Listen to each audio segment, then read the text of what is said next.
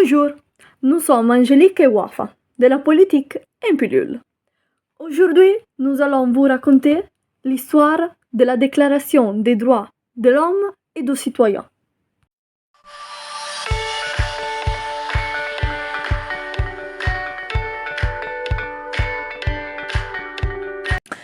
La Déclaration des droits de l'homme et du citoyen du 26 août 1789 affirme les droits et libertés dont doit disposer tout être humain dès sa naissance. Moi, duc de la Rochefoucauld-Liancourt, demande que l'Assemblée nationale abolisse enfin l'esclavage des nègres, ces créatures dont il ne faut jamais oublier qu'elles sont humaines. Le texte s'inspire de la Déclaration d'indépendance des États-Unis de 1776 et des idées des philosophes de Lumière.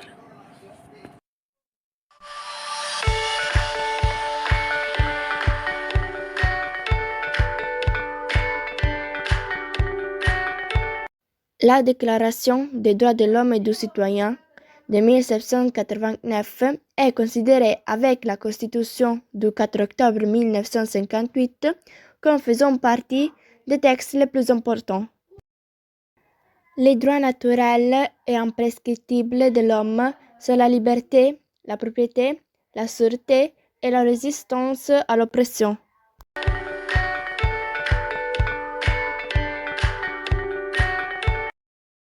Aujourd'hui, nous allons vous parler de quelques articles plus importants de la Déclaration des droits de l'homme et du citoyen, qui sont les articles 4 et 11, qui traitent de la liberté de chaque citoyen. La liberté consiste à pouvoir faire tout ce qui ne nuit pas à autrui. Ainsi, l'exercice des droits naturels de chaque homme n'a de borne que celle qui assure aux autres membres de la société la jouissance de ces mêmes droits.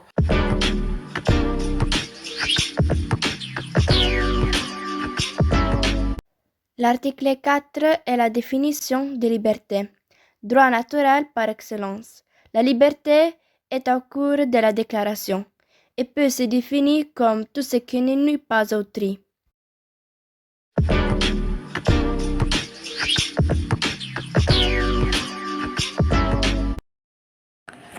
Pour expliquer cet article, nous pouvons le dire ainsi.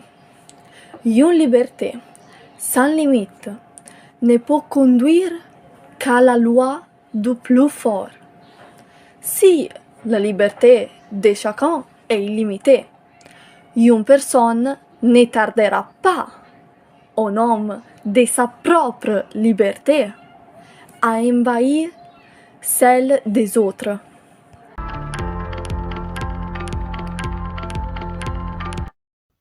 Pour chaque liberté fondamentale, les législateurs précisent quelles en sont les limites de manière à ménager les droits de chaque citoyen.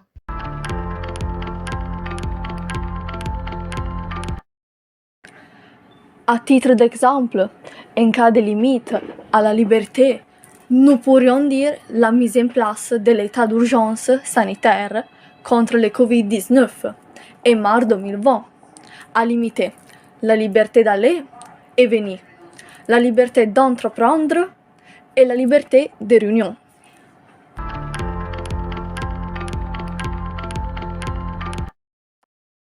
Enfin, selon moi, la définition de la liberté donnée par cet article est assez respectée par les gens. Je dis juste que c'est un droit fondamental et que tout le monde devrait l'avoir.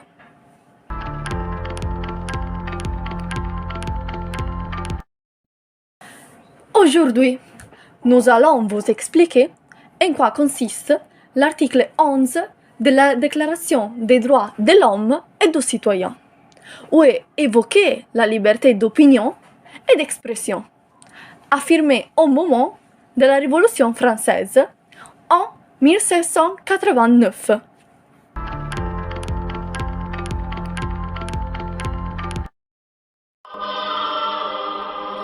Nul ne doit être inquiété pour ses opinions, même religieuses. La libre communication des pensées et des opinions est un des droits les plus précieux de l'homme. Tout citoyen peut donc parler, écrire, imprimer librement, sauf à répondre de l'abus de cette liberté dans les cas déterminés par la loi.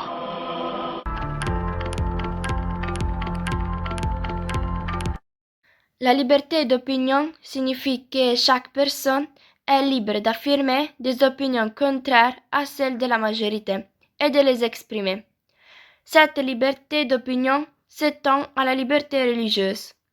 Ainsi, selon la Déclaration des droits de l'homme et du citoyen, nul ne doit être inquiété pour ses opinions, même religieuses, pourvu que leurs manifestations ne troublent pas l'ordre public. La liberté d'opinion est assurée à toute personne. En théorie, elle n'a pas besoin d'être protégée, car chacun peut penser ce qu'il veut, à condition que cela ne nuise pas aux autres.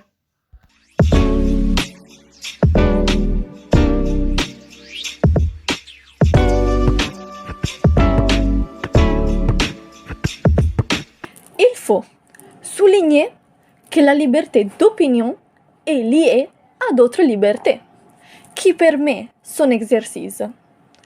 Quelles sont, selon vous, les libertés liées à la liberté d'opinion?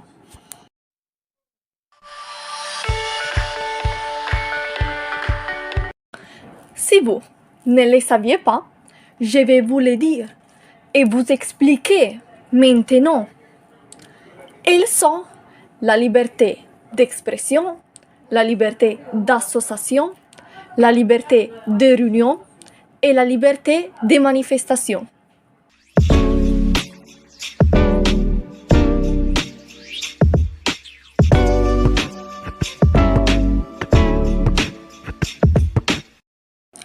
Tout d'abord, la liberté d'expression permet à chacun d'exprimer librement ses idées par tous les moyens qu'il juge appropriés. Elle implique donc la liberté de la presse et la liberté d'expression de ses opinions sur les réseaux sociaux.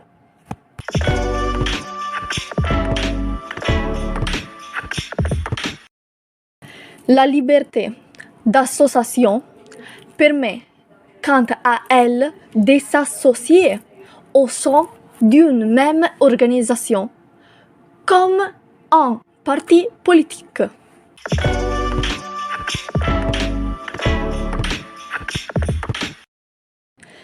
La liberté de réunion permet à plusieurs personnes de se réunir pour partager des idées ou soutenir une cause.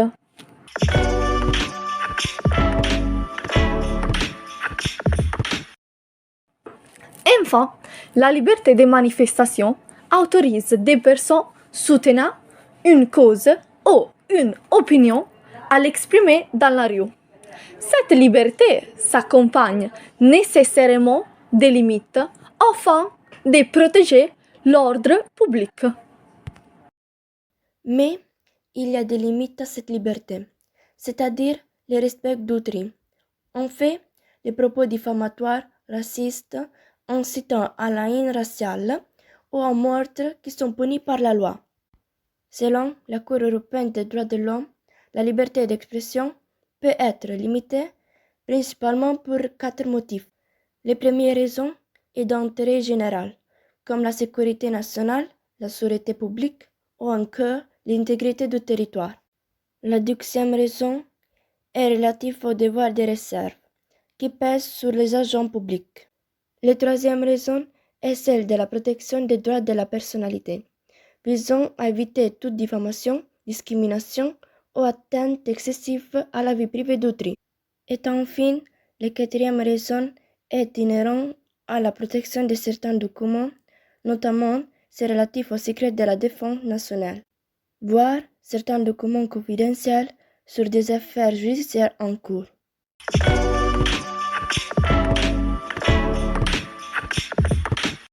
La liberté n'est pas garantie dans le monde entier.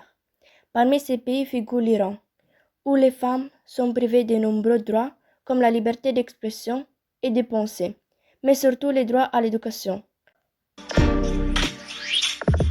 Au fil des années, ces femmes, désormais opprimées par le pays et par leur propre vie, ont donné lieu à de nombreuses protestations qui ont conduit les hommes irakiens à commettre de nombreux actes de répression. Je pense que la liberté d'expression est un droit fondamental car elle permet l'égalité des droits, garantissant que même les minorités ne sont pas exclues.